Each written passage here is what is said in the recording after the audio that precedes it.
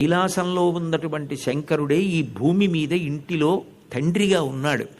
అటువంటి తల్లిదండ్రుల్ని సేవించాలి, వారి పట్ల భక్తితో ఉండాలి.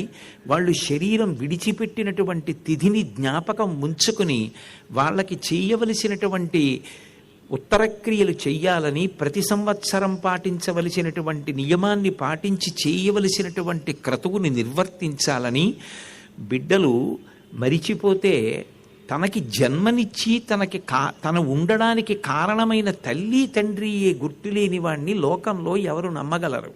కాబట్టి పితృదేవతలకు, ధీయుతులకు బుద్ధి కలిగినటువంటి వారు శాస్త్రమును నమ్మి ఉంటారు, దైవమును నమ్మి ఉంటారు.